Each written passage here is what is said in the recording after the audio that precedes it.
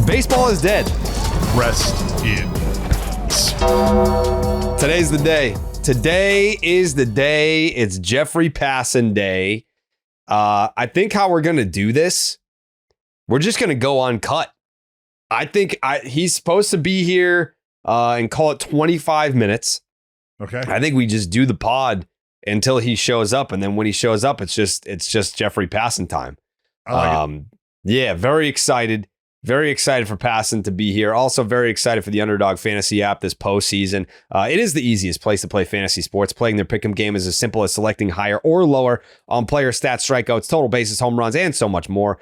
Also, when you sign up, use the promo code Jared. It's JARED to get up to $1,000 in bonus cash and a special pick on Underdog. That's Underdog Fantasy. Promo code Jared. Yeah, I feel like there's some topics that I would love to discuss with Jeffrey. There are some topics that I'd love to discuss with you. Yeah, so you know what? I would love for that conversation to happen publicly and on recorded audio, because I feel like I'm being painted in a light that is very unfair. What? Excuse me? I feel like you have preconceived notions that are falsified. About what? Well, I think right before we started the show, you were made privy to the information that so because we're doing Family Feud, Jeff Passan and Dallas Braden on today's BID, I do get to see the questions, and I get to see the answers. Your brain immediately went to sabotage, treason, betrayal. He had something to do with this. He's going to try and fuck me today. I'm here to tell you right now. Yes, I've seen the questions, but no, I did not. I did not contribute. I don't believe a fucking shred of that. I just got to be crazy. Honest. That's just crazy. Got to be honest. That's I don't crazy. know how much. I mean, We've been teammates for how long? You think I would lie to your face like this? I would hope not. I would certainly hope not. What's my motivation other than you losing a jersey bet to me over a year ago and not paying up on it? What would be my motivation to do something to hurt you? That's a starting point. It's a great starting point. He has motive, but that doesn't mean that he committed the crime. But I mean, that's a cycle I'm willing to run all damn day. Yeah. We'll go back to the motive. It's there. Well, I'd say my counter to that would be if I tried to hurt you, wouldn't that further elongate the time in which I would receive the jersey that is rightfully mine? It would, but I think you're playing a long game. I mean, you know that I like to play the long game, and I think I think this is a little dose of his own medicine type deal here. I'm always on guard here. Now that I know that you and Saddam were in the shadows fucking working this over, there's no telling what I'm going to be getting. No telling what me and Jeffrey Passan are going to have to wade through in terms of the bullshit. Well, why don't you ask our fearless leader? I mean, Jayhay, what really happened? Yeah. What lay it out there, Hussein. What do you got? Hussein. My perspective on it was more, I thought it would be fun for Jared to kind of get a little peek behind the curtain. And, I intended to use his brain to help shape the questions. But he didn't actually do that. I'm not mad about that, but that was not something he did. So if you want to give him, you could give him credit for that as his teammate for staying out of the mix in that regard. But nope, the questions were crafted by the typical grouping of masterminds and with the necessary tweaks and the data and all of that sort of stuff. So I've seen the results. I'm very excited to play today. I think it's going to give Mr. Passan a lot of opportunities for some headline making if he wants to. Some really tough questions. But Dallas, from your perspective, I think you've probably faced harder Family Feuds. I don't think you need to think of this as unusually difficult for you. I just get a little fired up. I get a little defensive. It's part of the mechanism. What a thankless gesture. They created a group text to be like, hey, let's get Jared involved. And I didn't say a fucking word. Not a word, Dallas. That's right. Okay. Then you know what? If that is true, I can start to reel it in a little. I can start to. Yeah. If I was giving up my spot forever, to a special guest on the podcast, then I would be like, ooh, okay, in my new role here, how do we fuck over Dallas? But it's a one spot thing. So then I was like, all right. Surface. That right there, that lives here we just under the surface. You see? That's why I have to be guarded, because that right there is fine. Just waiting to but one layer, just subdermal, just right fucking there. But I would return to being your teammate a week from today. So yeah, it's kind of like being at the All-Star game. It's like, all right, we're teammates tonight, but I'm not going to give you my secrets. I'm not going to be like, here's how I throw the 1-1 split. I'm not going to tell that to a division rival, because after this, I go back to being on my team and trying to win a World Series. Well, I hope so, because if I start seeing 1-1 splits from Jayhay, you know where I'm coming. You know where I'm coming. Right. Yeah, I would never do that. Right. I'd never do that. Dallas, you salvaged the series yesterday in grand fashion too, by the way. I don't know where you want to start. You want to start from front to back to front. We know how the first two ball games went. Nobody cares. What I would like to talk about is the fact that MASSIVE, aka Mr. BANGeliers, and Nick Kurtz, both 30 homer mark. Nick Kurtz, for a rookie, I mean, it's as special as it gets. And what I love is how his season and what he's done at the plate has unfolded, because early on, he is, for my money, he is a wonderful example of what happens when a player comes up to the league and can acknowledge the speed of the game is maybe just a little quicker than he was used to, which is totally normal. But at no point was Nick Kurtz ever overwhelmed. When he arrived, he came built with light tower power. You just didn't see that right out of the gate. But what you did see was a young man who had the penchant for spraying the baseball, meaning he had no problem cutting down the swing and just letting the ball travel and using the opposite field, using the big part of the park so that he could get comfortable with not only pitch recognition, but also the speed of everything at this level. And once he settled in, shit just took off. It absolutely took off, and he has not stopped. The only thing that slowed him down was an injury that he incurred. And after that, I mean, when you think about it, this is a guy who's missed, 2 months of the season almost, based on being a month late to the big leagues and then missing time, and has done what he's done, 30 homers. And again, 24 non-pulled homers. That is third most in all of baseball. Aaron Judge and Shohei Ohtani are the only two other players in baseball that have pumped more homers out the other way than Nick Kurtz, the 22-year-old rookie first baseman who will be your American League Rookie of the Year. Just an incredible season for him. But BANGeliers stepped up yesterday, nuts full, ready to face a guy who has just set the world on fire out of the bullpen for the Red Sox. I mean, Aroldis Chapman hadn't given up a hit in 50 straight batters. 50 straight batters faced, not a single knock to be found. BANGeliers, boom, leadoff double. Thanks for coming. And Chapman, I think it was Rooker, fly ball to right. And I think was there another out? Might not. Lawrence Butler came up. And I'll be honest, in my head, I'm thinking to myself, this can go one or two ways.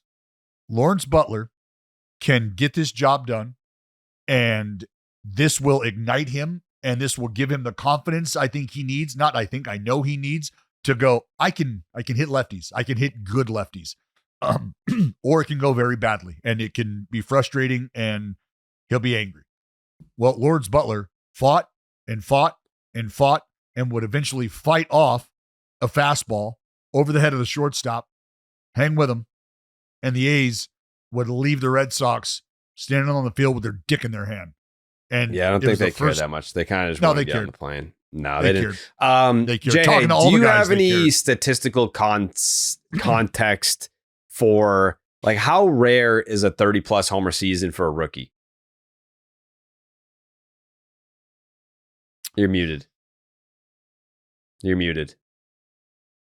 That's a good question. I don't have that exact answer off the cuff, but I do have something very, very similar, which is that He's the 6th first baseman aged 22 or younger to have a 30 homer season. And those instances are only Jimmy Fox in 29 and 30, Hal Trotsky in 34, Jason Thompson in 77, Bellinger in 17, and Vlad Jr. in 21 when he was playing first base. So that's the 6th instance in, obviously 120, 130 years of baseball, 140 years. So extremely rare. Like, you think first base and you think, well, those guys are just walking into 30 homer seasons at whatever age they're doing it. And in fact, like a lot of instances, they have to mature into that level of power to some degree. And that Nick Kurtz is walking in with a 30 homer season at 22, and all of the stuff that Dallas said about how he's getting to that 30, both in terms of where the batted balls are going and what that shows about his power and the number of games that he's been limited to. I mean, it sounds like hyperbole, but there is no ceiling, right? It's like if you hear Nick Kurtz, this ain't hype. We should just think Albert Pujols, right? In terms of what he's done in initial foray into the big leagues. And if that sounds like too much, it's just not. And that doesn't mean he's going to be Pujols forever, but that's kind of the starting point. That's the level that he's established right now. And like it's been a treat to watch for everything that I outlined. And the fact that he is already the young leader that he is in this lineup and in this clubhouse speaks volumes for how quickly he has adapted. I could go on and on about Nick Kurtz. Somebody else I want to highlight, though, is Jayhay Nuggs, and for good reason. I mean, this is the first catcher to get the 30 homer milestone since Steiny did in, I think it was 95 or 96, I think. So the first catcher since Steiny to get to the 30 homer mark. And the fact that Jayhay Nuggs, what's that? The first in A's history? Yeah, since 1996. Okay. I was like, wait a second. I was like, we got a catcher that's chasing 60 right now. Well, and I'm glad you brought Cal Raleigh up, because everybody knows and everybody is very aware of what Cal Raleigh has done. And I love that, because I think it sparks a conversation where you have to start to maybe look around the league. And I think the catching talent in the American League West specifically is as good as it gets. I mean, with Ohapi and Diaz and Langoliers and Raleigh, I mean, I think you'd be hard pressed to find another 4 or 5 that are doing what they're doing across the division. But just from a catching perspective, it's Cal Raleigh across the board. And then you want to know who's second across the board, basically. As far as catchers go in the American League, Langoliers is second in homers, second in doubles, second in slugging, second in OPS. Like Jayhay Nuggs is, in my opinion, the tier just below what Cal Raleigh is doing right now. And it's been quietly he has done this. I'm looking at most homers by a rookie, and obviously Pete Alonso has the record. He broke Aaron Judge's record from 2 years prior. Alonso hit 53 in 19. Judge hit 52 in 17. Mark McGwire hit 49 in 87. Yeah, it's not a. Like I'm trying, like a lot of this is like postseason stuff. I want to know regular season, like how rare is a 30 home run season? Yeah, like Jose Abreu when he was a rookie hit 36. Al Rosen, kind of a fake ass rookie too. Yeah, exactly. Yeah. Al Rosen hit 37. Pujols in 2001 hit 37. 1930, Wally Berger, who could forget, hit 38. Frank Robinson in 56 hit 38. Cody Bellinger in 17 hit 39. I did forget about that. And then there are 3 tied with 35. It is interesting, though, that you brought up Alonso and McGwire, but really more Alonso in that comparison, because he's got 23 more homers than Nick Kurtz has right now, or did in his record-setting season. 23 more homers. And yet, Nick Kurtz's OPS, just raw OPS, is 82 points higher than Pete Alonso's was in that season. And if you would do adjusted OPS, it's 30 points higher, which is a different stratosphere of player. Like the homers are important, but I actually think focusing on we should, because he hit 30, but like only focusing on the homers for Nick Kurtz, I think does him specifically a disservice in terms of how awesome he is, because he does so many other things, like the 397 on base percentage, all the other extra base hits that he's generating. It's just like even McGuire's. It's 50 points higher than McGuire's OPS the year he had 49 homers. Right now, as it sits, Nick Kurtz through his first season and Pete Alonso through his first season. Pete Alonso with a 5.4 WAR. Nick Kurtz sits at 5.1 right now. Pete Alonso played in 161 games. Nick Kurtz will simply not be able to do that. He will not have near the plate appearances. Pete Alonso had almost 700. Nick Kurtz has 427 as it sits right now. Nick Kurtz has 110 hits. Alonso finished with 155. Again, the 53 homers for the Polar Bear, 30 to Kurtz and counting. 120 RBI for Pete Alonso and 74 RBIs for Nick Kurtz.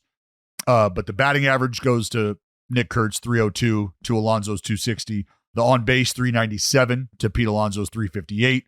The 626 slug to Pete Alonso's 583. And the 1023 OPS for Nick Kurtz to the 941 OPS of Pete Alonso, which results as right now a 177 OPS plus for Nick Kurtz to the 147 OPS plus that Pete Alonso finished with his rookie year. Yeah, special player. Special player, that Nick Kurtz. He's going to be a runaway rookie of the year this year. Yeah, runaway. And what's even more exciting about that, not him specifically, that award, that's great that he has ran away with it. What's really cool is that Jacob Wilson is in a position right now to go, well, all right, fuck. It looks like I got Big Boyd for my Rookie of the Year award. Why don't I just go get Judge's batting title then? Because as they sit right now, that's neck and neck. Neck and neck. Him and Aaron Judge. So for the Athletics to finish the season where you have a clear cut, your American League Rookie of the Year will be coming home to the green and gold. You also have an opportunity for the man who was the lead horse for the majority of the race in this Rookie of the Year award, who will now take his award and, well, he's going to say goodbye to that. But like I said, he's in line for a fucking batting title in his rookie season. Do you know in a season where Aaron Judge, what's that? Do you know any instances of a Rookie of the Year and a batting champion in the same year, let alone a Rookie of the Year and a rookie batting champion being two different players on the same team?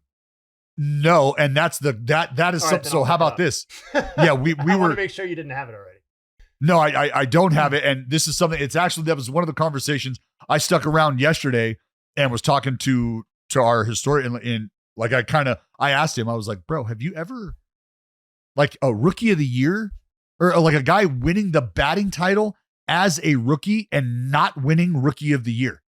Yeah, that's like how often has that happened? Has that ever happened? I bet you that's never happened. I bet because I feel like, it's not until the last 15, 20 years that the voters would have looked at that and said, that's not the Rookie of the Year.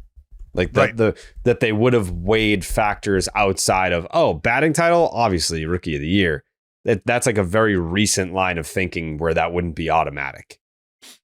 Yeah. So that's, and I think it is, it's just a beautiful scenario that has unfolded where Nick Kurtz has killed any argument whatsoever that anybody could ever bring to the table on competing with him for this award. So that's done.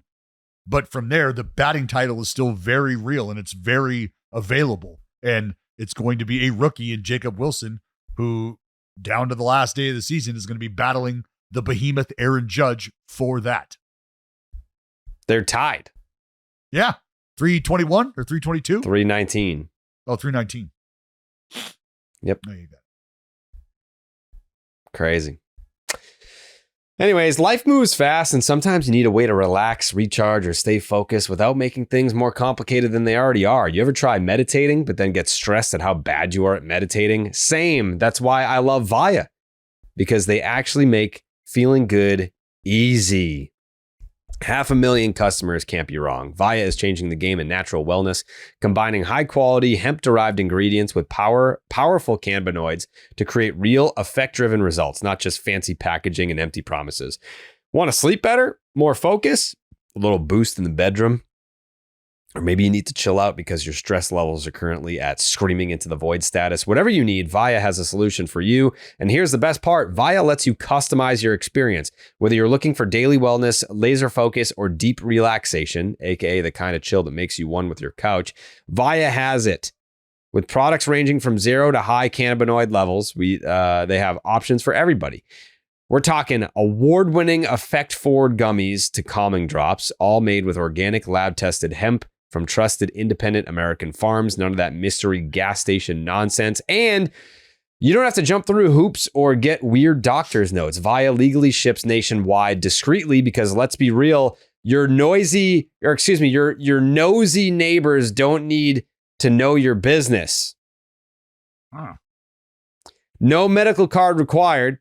No sketchy parking lot meetups, just straight to your door with a worry-free guarantee. Not sure where to start? No worries. Via has a product finder quiz that will hook you up with the perfect match in less than 60 seconds, which, let's be honest, is less time than it takes to find what to watch on Netflix. So if you're 21 plus, treat yourself to 15% off and get a free gift with your first order using our exclusive code BID at viahemp.com, plus enjoy free shipping on orders over $100.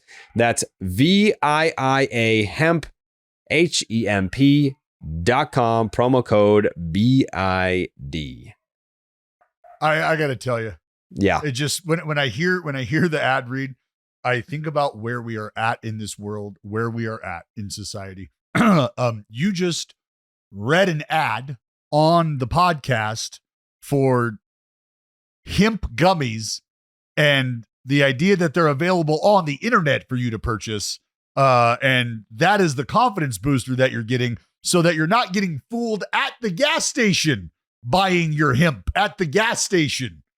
All right. This is coming from a guy who saved the very first receipt I ever got for purchasing marijuana legally, because I was like, what a fucking world I'm living in right now, where I'm going to get a receipt back for buying this, where just last year I was in the back of a cop car. Like, this is crazy. This is wild. And now here we are, like, don't get fooled at the gas station. No. Come to the internet where you can trust what you're getting. I love it. Can't hear you. You're muted because the Yingling Dog Festival was going on in your back. Oh. There you go. Yeah, my bad.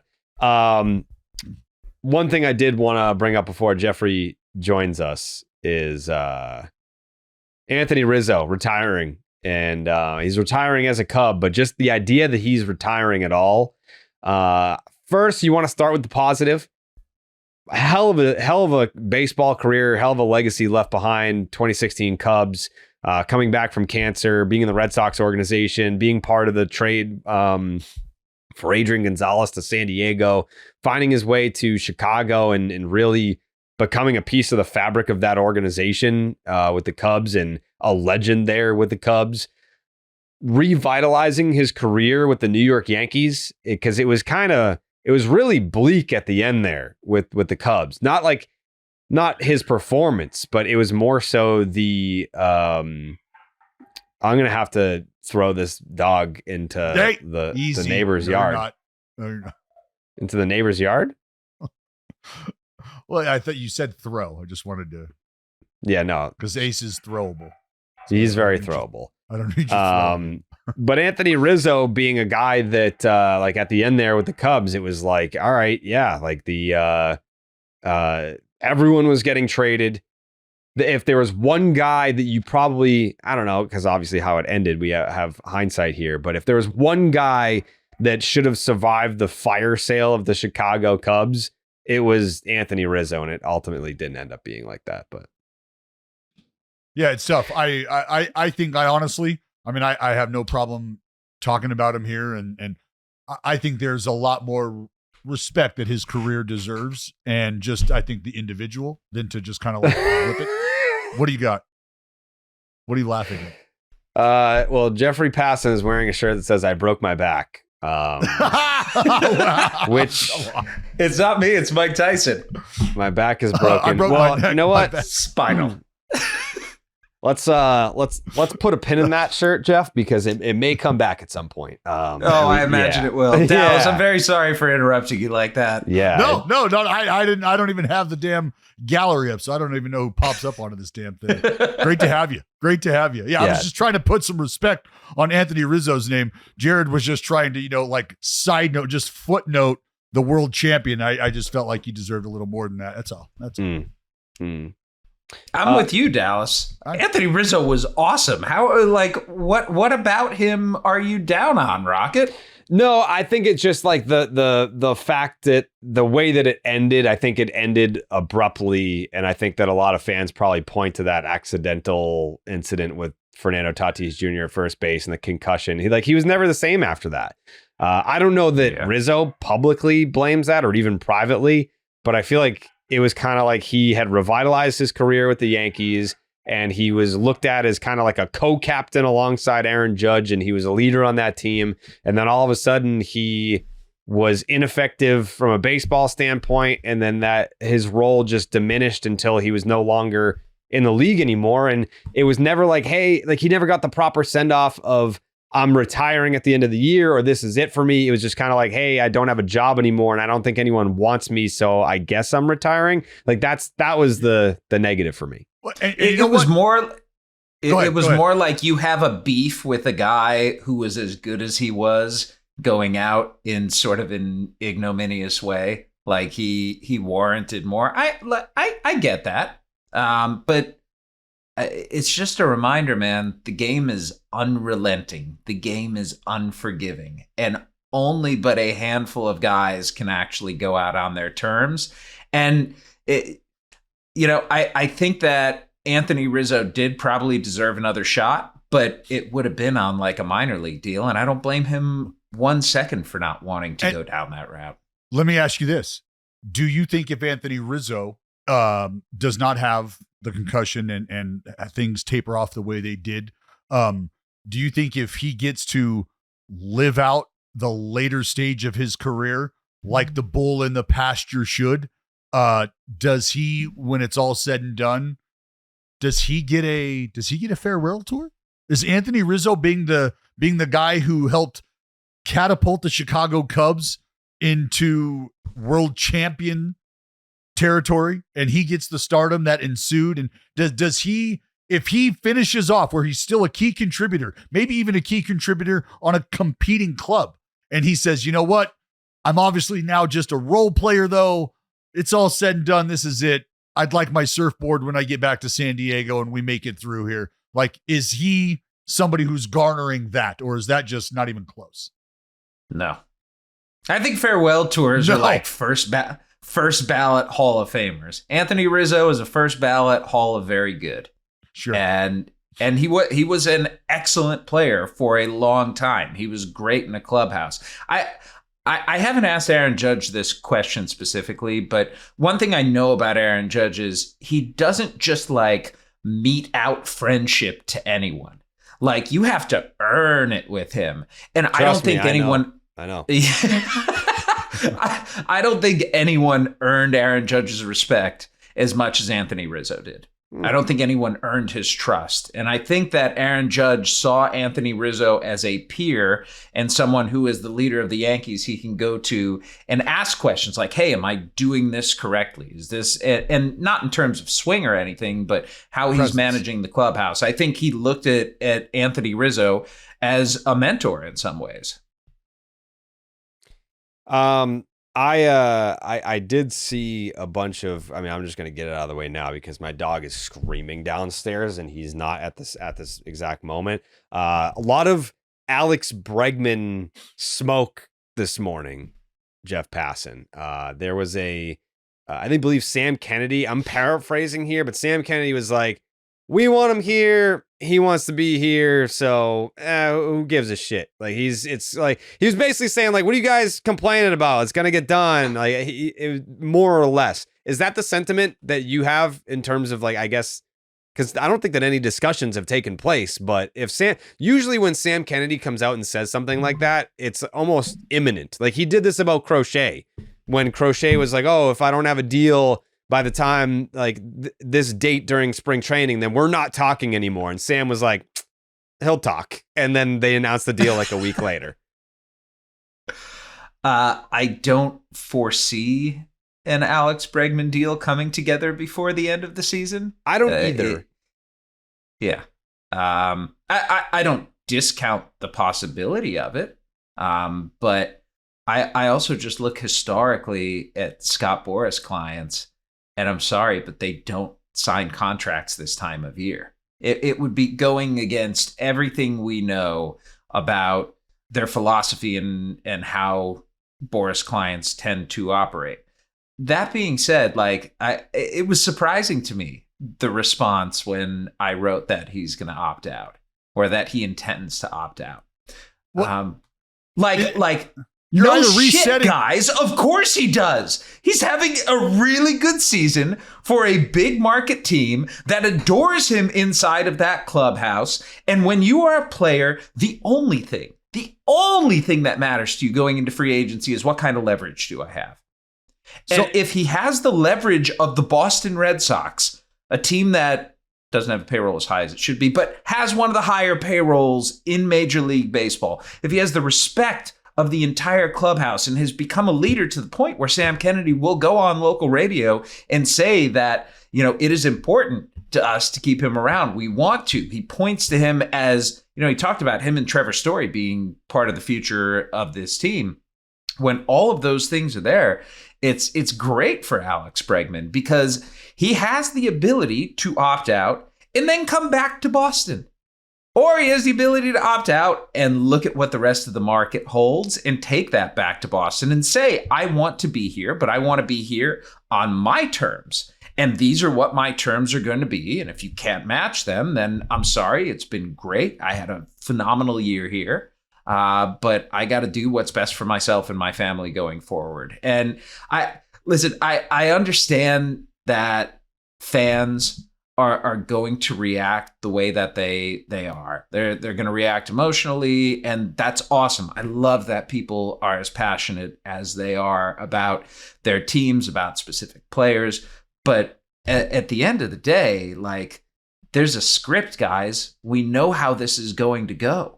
And we shouldn't delude ourselves into thinking that Alex Bregman is some sort of magical creature who's going to deviate from it because his love for the Boston Red Sox, for Boston, for Fenway Park is so overwhelming that it's going to take him away from those principles that brought him to Boston in the first place. He would not be in Boston if free agency the first time around had not worked out for him. So why, and I understand second half numbers are not close to where they were in the first half, but all in all, he's having a very good season. Why would he deviate from seeking out the contract that he couldn't get last winter rather, when he's far likelier to get it this winter? Just that part doesn't make a whole lot of sense to me. Well, if there's an internal number there that he's okay with, and for whatever reason those conversations happen and that internal number gets met, I mean, because from the point of a Boras client not signing right now, and I think we understand this, it's because you're either resetting your market or you're going to have to get creative and reshape your market. One of the two. Right. And to the point of the second half numbers not being what they were in the first half, at times there might be the feeling of, well, this could be more of a reshaping project than it is of us resetting our market. So I think if there's a point where they can have a conversation, I think it'd be exciting to see that come to fruition, where you do have that unicorn moment where Alex Bregman plants the flag. But do we think that's going to happen? Probably not. Yeah, it's not likely. It is very possible though. And if that's Alex Bregman's priority, if that's his motivation to stick around in Boston, then doing something before he hits free agency is very reasonable and would, I think, be great for both sides. But I also know that the Red Sox, Alex Bregman wants both. He wants years and he wants AAV. And the Red Sox, generally speaking, have not been inclined to offer both to free agents or impending free agents. Do you think the Framber Valdez incident cost him dollars this winter? I think that it cost him market.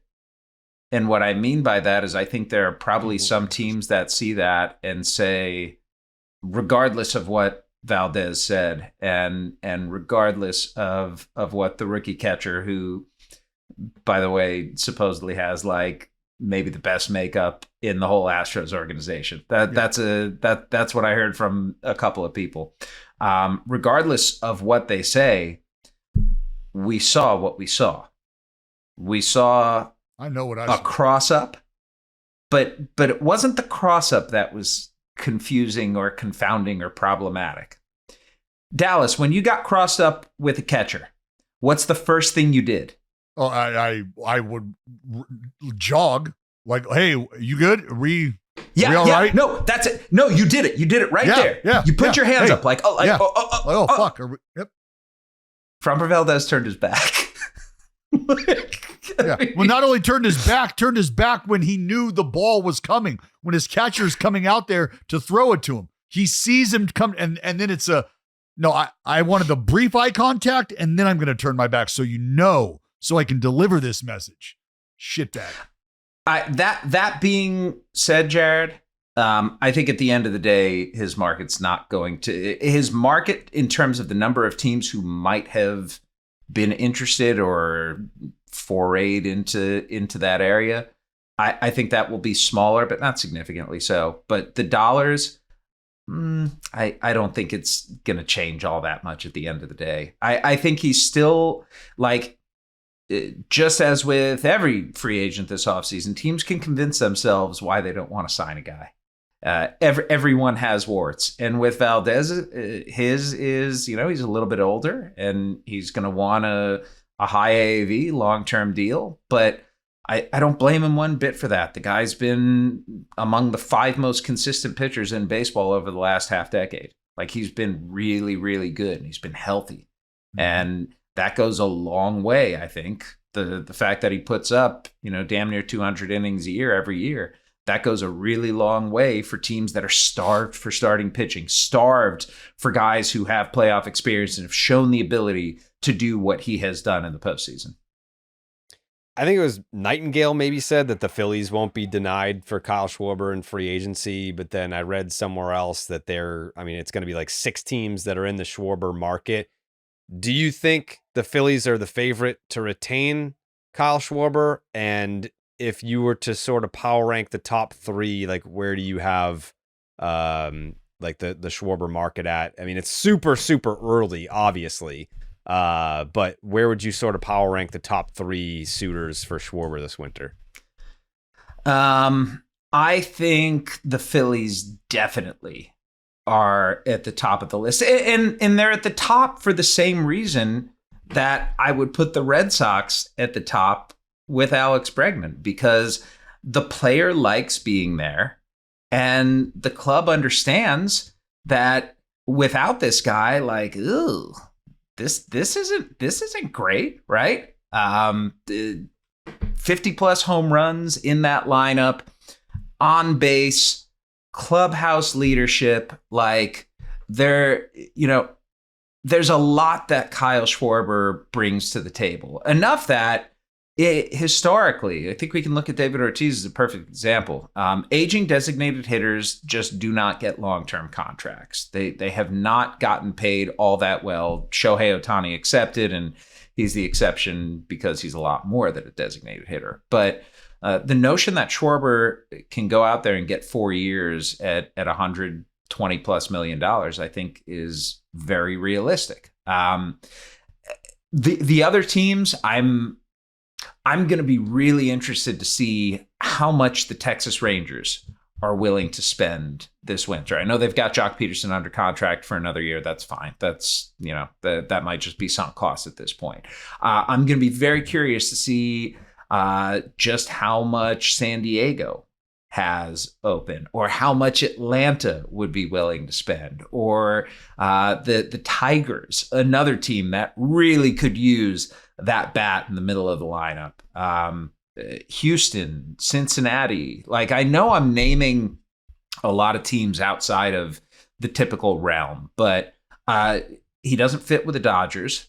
I don't think he fits particularly well with the Yankees.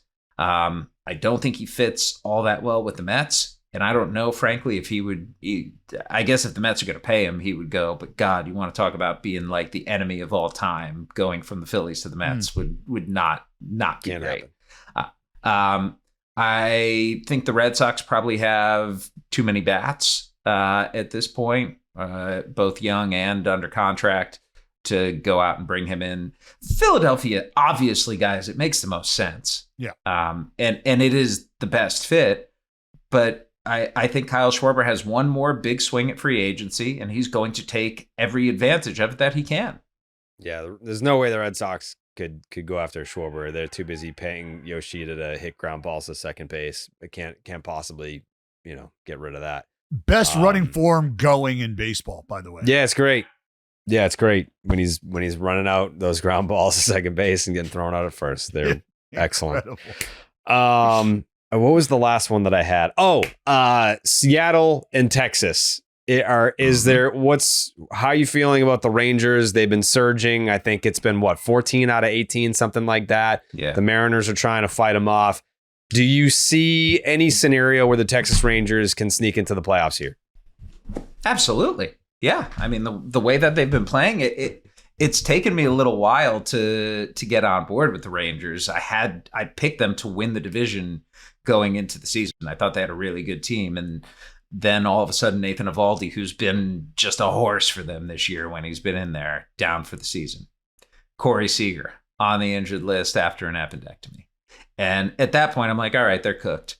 But I forgot it's 2025 in Major League Baseball. And just when you think someone's dead, they come roaring back like the zombies they are. And just when you think there's a juggernaut going, they have a heart attack and just collapse right there. This might be like prisoner of the moment by me. In my brain, my memory, it's not what it once was. I don't remember a season like this. I mean, I was talking with Alex Spear and Julian McWilliams earlier today, and Alex brought up something that I didn't realize. Do you know the best team in the American League right now is on pace to win 93 games? Yikes.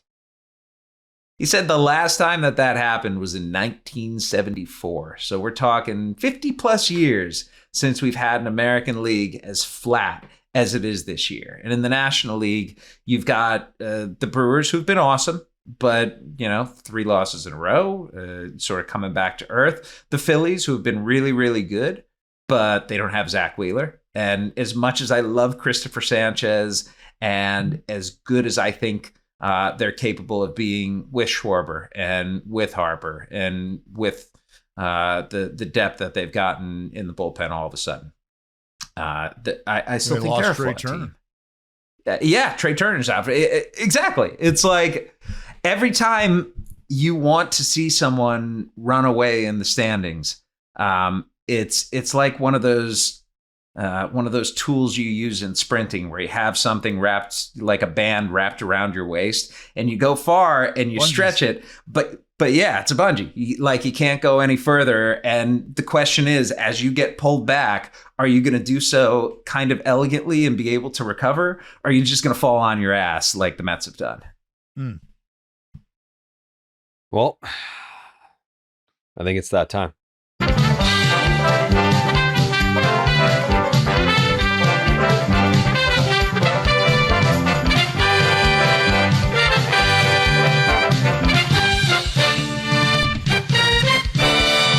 Oh, welcome back to a very special edition of Baseball is Dead Family Feud. As always, I'm your man, Justin Havens.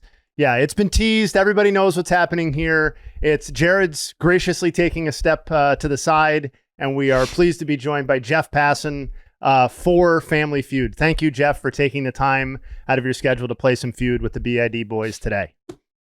I have wanted to be on Family Feud my whole life. Like I'm dead serious. And so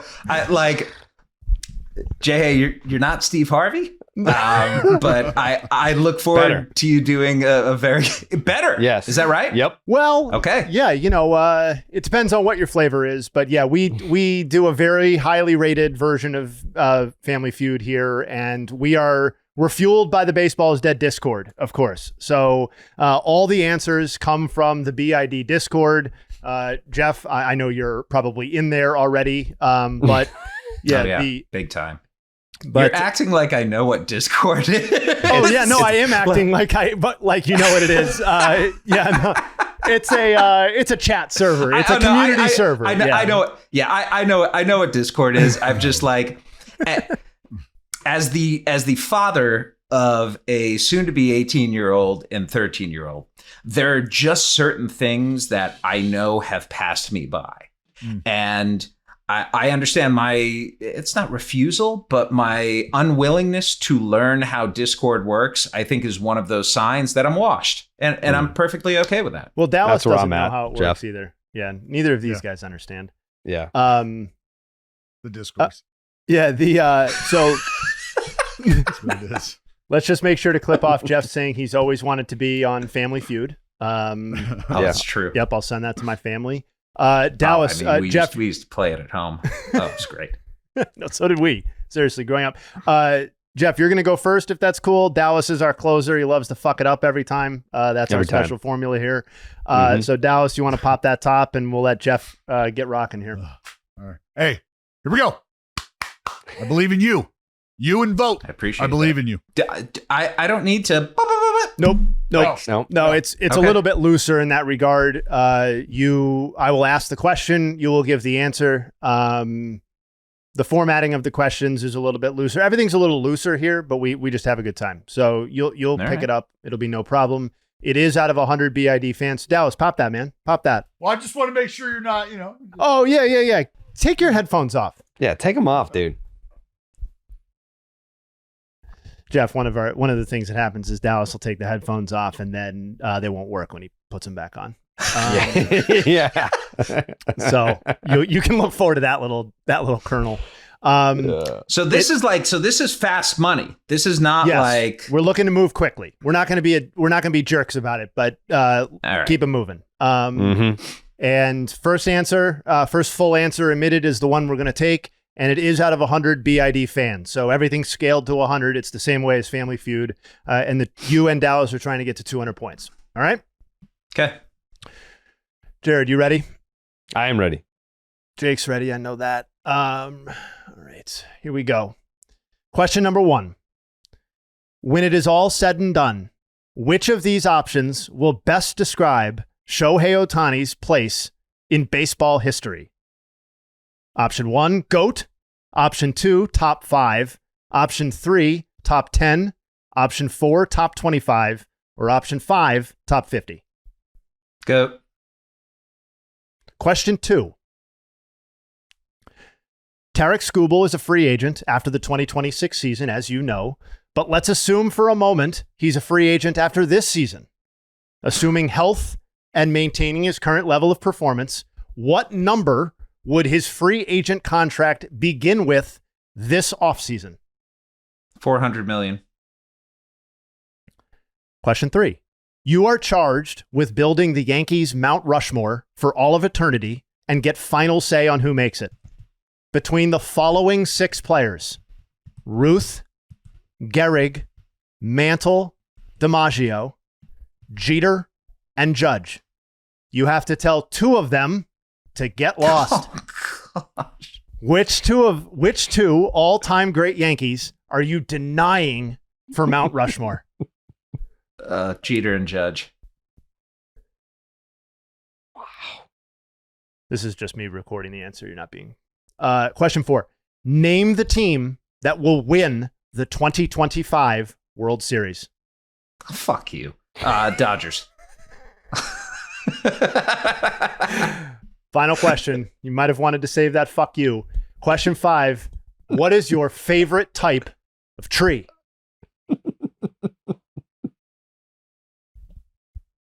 Apple. Thank you very much. Nicely done, Jeff. Nicely done.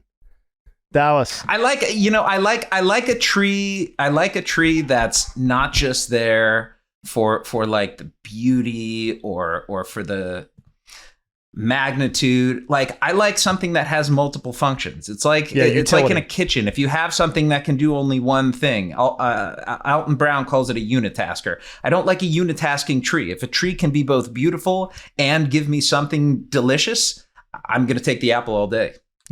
Makes a lot of sense. Makes a lot of sense. It's that sort of brain that's taken you very far in this world. Very smart. Dallas, man. Can you hear us? Yeah, I got you. Wow. How long was that answer? That's great. Isn't this a I get to know how I did first, so Dallas knows how many points he needs to get? Mm-hmm. Or do we not do it that way? No, you can do it however you want. Sometimes I'll say, did I at least get did he at least get 100 before I go? So I don't always want to know the score. Like, did he do good? Did he do bad?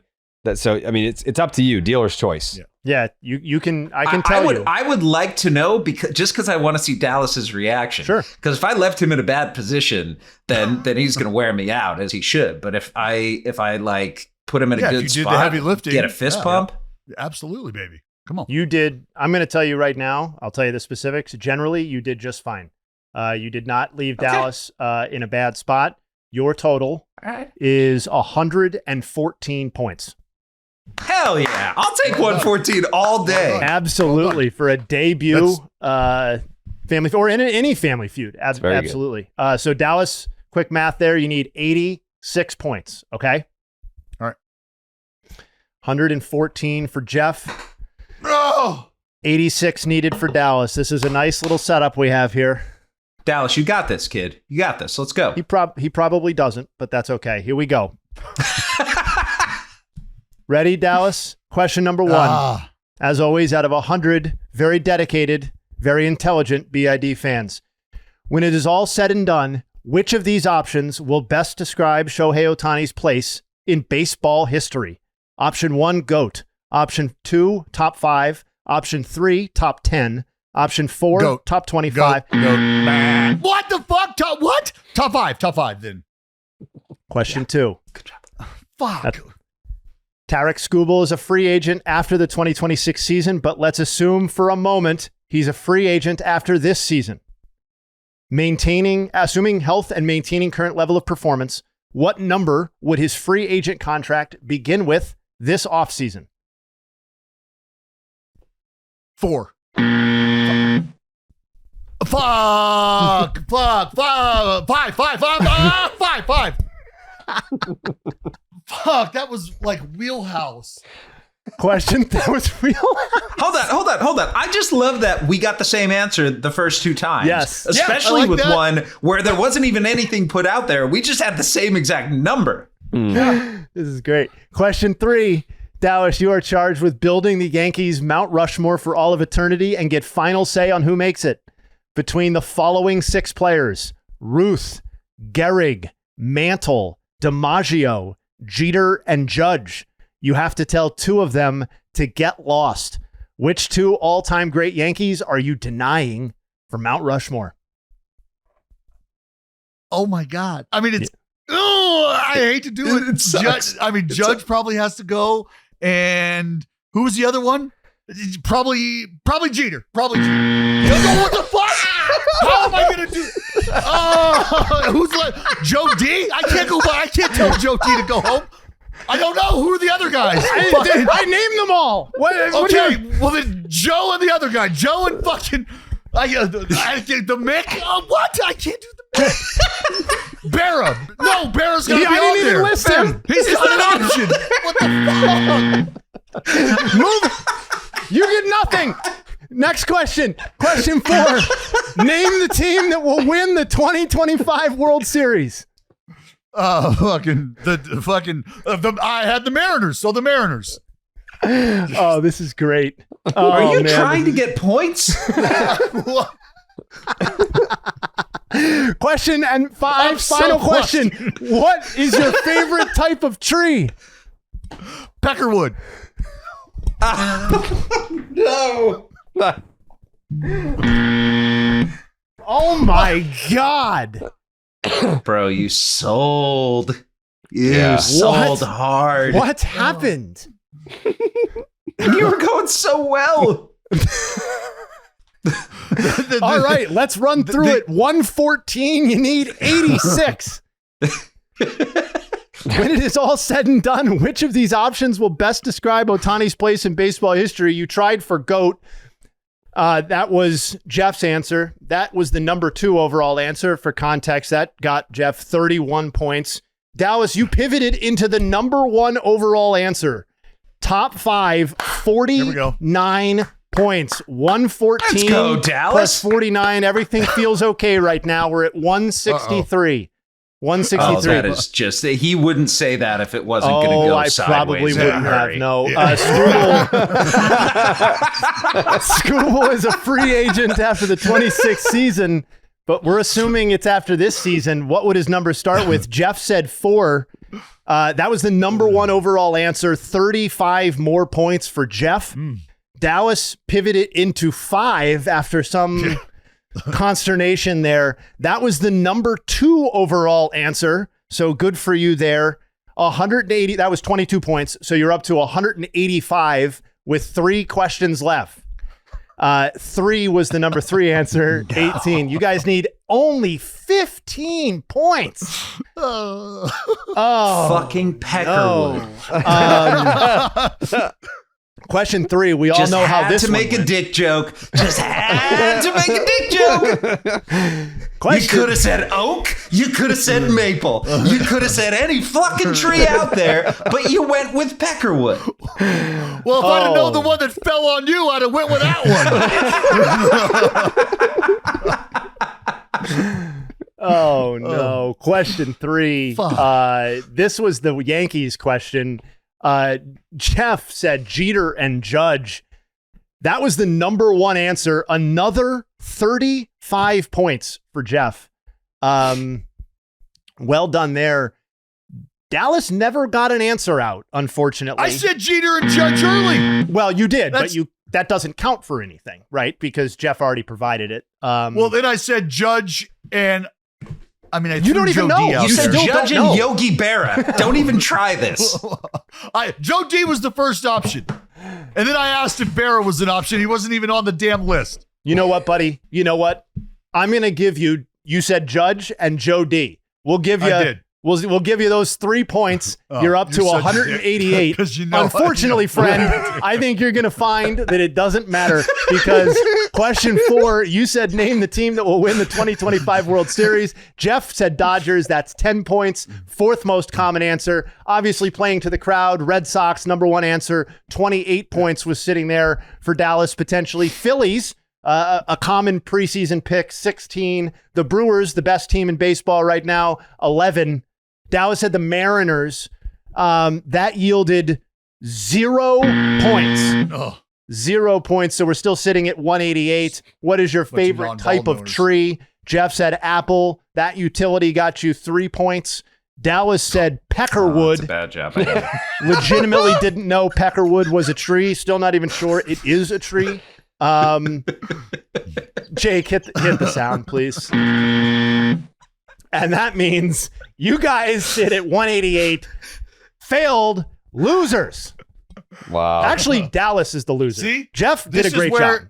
No, this is where the discourse is fucked up because they don't put a guy like Yogi Berra on the list. They don't expand the list.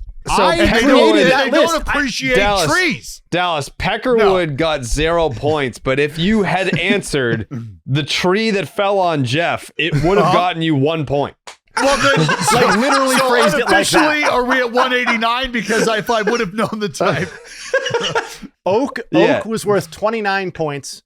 Maple was worth 11. If you'd said Oak, you guys could have been winners. If we would have guessed a team for the World Series that actually had a chance, you guys would have been winners. Unfortunately, not today, despite Jeff's best efforts. So thank you very much to the Discord. How many total points did Dallas get? Like 7? Well, with the boost, he got 74. Yes, yep. It's okay. We've had worse. It was just it was a really embarrassing ending. And I take responsibility, actually, because I tried to assign my own like very weird ideals of wanting multifunctional things to trees. When I should have just said oak or maple, which is what I was ripping on Dallas for not saying. So I'm a hypocrite. You're trying to bear fruit over here, and I'm I went with an actual existing tree, strong. There may have been a peckerwood. I'm trying to bear fruit, but you are barren, motherfucker. Like it is. It is just that was something. It's all right. I'm sticking to my guns. I was an early Seattle Mariner pick, and you know what? I stuck with it. And if the discourse would fucking pay attention, they would know that that's where I was going. If you had answered the one that fell on Jeff, you would have gotten 1 point. You also would have gotten 1 point for the kind that definitely didn't fall on Jeff Passan. Also got 1 point. I'm glad to know that the Discord is looking after me like that. Yeah, it's very thoughtful of them. Yeah, they're big Jeff Passan. We just need all we need now from you, Jared, is just a hey, hey. No, if Jeff Passan, put it this way, we're gonna be doing a Halloween costume party for Game 1 of the World Series. I believe it's the October 24th. So I mean, I think that there might be some Jeff Passan costumes there. Please. There might be someone there that has a Jeff Passan Wood Bat Company t-shirt on. The Jeff Passan inspiration for this costume. It's a theme party. It's not just like, we're not expecting like Beauty and the Beast. We're expecting themes within our universe to show up. So I guarantee you someone's going to show up as the Godfather with like a t-shirt that says like Jeff Passan on it. I would love that. If somebody, I want to see like the deep cut though, where somebody shows up with a megaphone and some truck nuts hanging from it. That's also a strong possibility. A megaphone with maybe like the good old school one, a necklace made out of tennis balls. We don't know. We don't know. It's entirely possible. I feel like we did it. We did great on timing, Jeff. We're gonna get you out of here right on time. It's beautiful. I appreciate that, guys. That's pro. Sunday night baseball, Red Sox, Yankees this Sunday. I'll be there with Corey Graves. Nice. Yeah. Have you ever gotten to meet him? I thought he's just a Pirates guy. He is a Pirates guy, but he's a baseball appreciator. Yeah, he loves baseball. Yeah, he loves the great game. So he'll be my guest on Sunday night for Sunday night baseball. You're not coming out for that, are you? They don't make you come to this neck of the woods now. I will not be there. I will be there for the playoffs, I hope. Okay. What do you mean you hope? Because I love watching games at Fenway Park, and I thought that was more of like, I hope you guys make it. Like we're fucking going. No. Yeah, we're going. I'm gonna be in Bristol for the wild card round, but if I am at Fenway, it means that the Sox have at least made it to the division series. Okay. All right. That'll be great. You know what? Nothing would make a crowd go rowdier than a surprise drop-in from Jeffrey Passan at a live show. Maybe, I don't know, somewhere like the House of Blues or something. Just 2,200 screaming Jeff Passan fans just going nuts. Can you feel it? Can you see it? No. Okay. That's Jeff Passan. Thank you so much for taking the time. You didn't lose because of you, Jeff. It wasn't your fault. It was all Dallas. Well, thank you, boys. I appreciate it. Dallas. Hey, good work. Great work. I know. Wish I could say the same. Fucking apple tree. That's Jeff Passan. The best in the world. That was great. Do that again sometime. Yeah. You guys need redemption. Almost as bad as you need Chubbies. Dallas, you got to go or no? I do got to go. All right. You get out of here. I'll tell the people about Chubbies. We'll do some nugs and we'll go home. All right. Bye, Dallas. The leaves are turning. The temps are dropping and the weekend air is getting that nice autumn crisp. Just because the weather is changing over doesn't mean that you have to pack away the fun. Chubbies is here to make sure that your fall wardrobe hits harder than a PSL on a slow Sunday morning with soft, stretchy, fall-ready staples built for maximum comfort and minimal effort. Mark your calendars, and Chubby's fall collection drops September 9th. That was 2 days ago. And it's packed with cozy gear that brings the metaphorical and real heat. And later this month, they're launching the new comfort collection.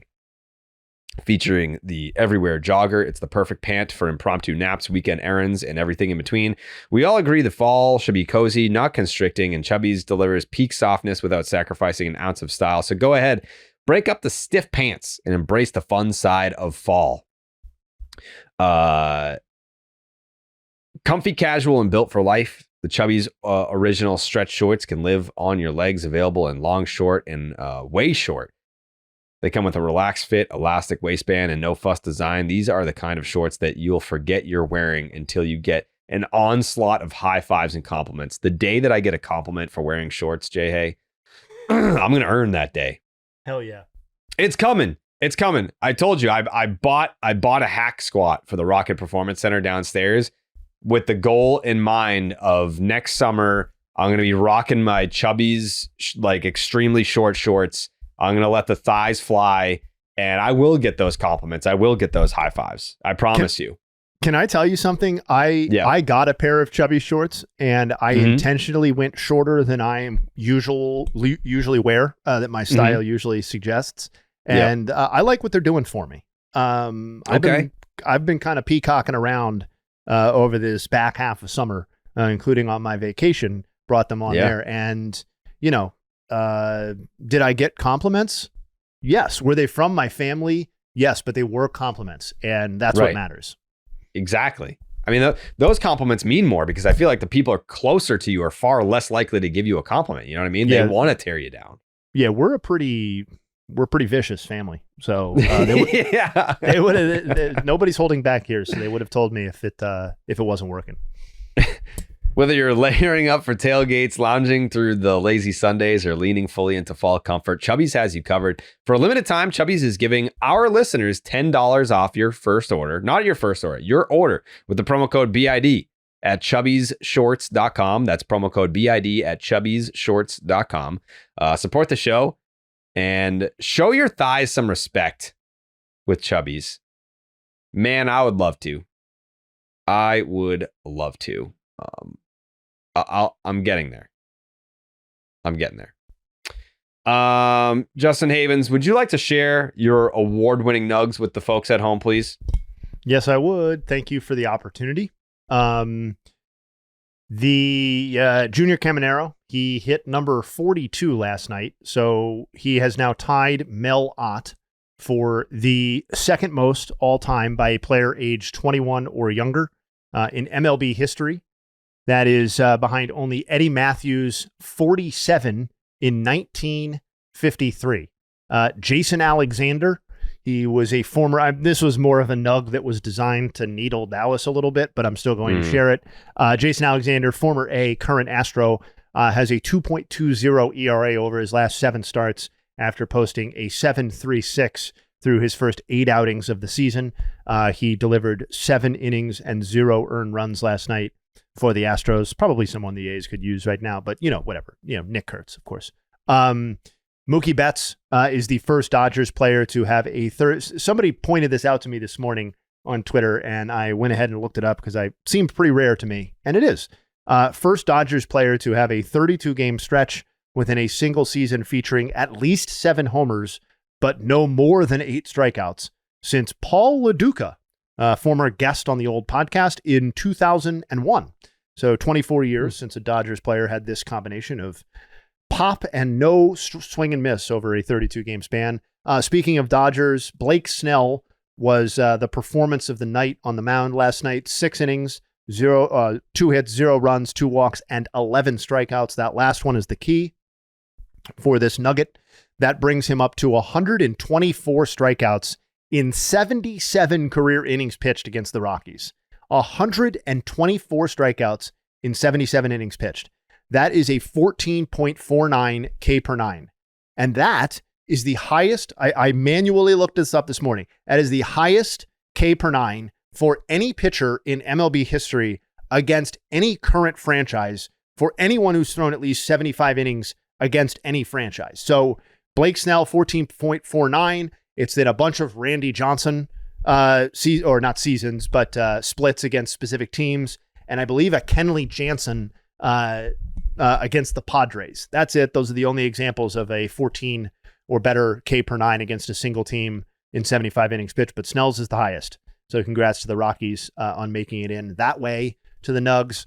And then the last one we are continuously tracking, just Juan Soto's greatness in general. And he added a homer and a stolen base last night. One of 3 players in MLB history to achieve 100 homers, 50 stolen bases. And that's the one that happened last night. 50 stolen bases and a 400 on base percentage from his age 24 to 26 seasons. The only other players to hit those markers during that age span in baseball history are Mike Trout from 2016 to 18 and Hall of Famer Inner Circle Frank Robinson, 1960 to 62. And those are the Nuggs. Thank you, Justin Havens. Any series you're looking forward to this weekend? Yeah, but before we do that, can I just say, huge hit with Passan on the feud, don't you think? Yes. Yeah, he we is got the perfect example. Yeah, he's the perfect example of someone from the outside coming in and fitting in seamlessly. Yes. Yeah, getting what's happening here. Yeah, there are a few I'm looking forward to. I mean, almost goes without saying, but Yankees Red Sox will be front and center on my TV. Certainly, that's the one I'm looking forward to. I know it's kind of basic, but it's really important for the standings right now, and that's what interests me most. And so that's what I'll be focused on. Other ones that I'm looking forward to, Rangers, Mets. Kind of in some ways, it feels like teams with 2 different vibes going on right now. Obviously, the Rangers coming off the sweep of the Brewers, and the Mets kind of throwing up all over themselves after looking like they might push the Phillies there for a second a couple of weeks ago. But specifically about that series is tomorrow night's matchup, which is Jacob deGrom returning to Queens and being faced with Jonah Tong. Obviously Jacob deGrom's not going to be afraid of Jonah Tong, but just watching those 2 pitch and the contrast and deGrom's, all the stuff that exists in New York with him and his legacy there. Really, really looking forward to that. And the games matter for both of these teams, which ups the interest level considerably. And lastly, the last one I'll name is Dodgers Giants. And, I know there's been like some push by the Giants lately to see if they can get back into the wild card specifically. And, taking this series, which starts with Yamamoto and Verlander, which again, I think is a really compelling pitching matchup for lots of different reasons, is going to be a good way to start. So there's some good baseball to be watched this weekend. You did leave out Red Sox Yankees. That was the first one I said. Okay, my bad. Dodgers Giants does nothing for me. I don't think that it's like I don't know why it's a rivalry. Like, I get it, but like it hasn't been a thing for a long time. Yeah, it's like a long time, but it's also like not, right? It seems like a long time, but it's also like I don't know, like a decade, less than a decade in baseball history. To me, the rivalry was Mad Bum versus Yasiel Puig. It wasn't Dodgers versus Giants. Like, they just hated each other. There was no hatred between the teams. I remember that a little bit different. I mean, I remember the Mad. I'm not disputing the Mad Bum Puig thing, multiple events. I remember that a little bit differently. Maybe there wasn't hatred, but I remember that dynamic being. I remember it being pretty compelling because it was the Dodgers doing a certain level of performance or having a certain level of expectation in the regular season, and the Giants generally being not as good as the Dodgers during the regular season, and then winning the World Series oftentimes via the wild card, and sometimes, it's always at the expense of other teams, but at the expense of the Dodgers. I just remember that like narrative being very, very heavy entering every season, where it was like the Giants are winners, the Dodgers are not losers, but like, overhyped big market, don't know how to win sort of thing.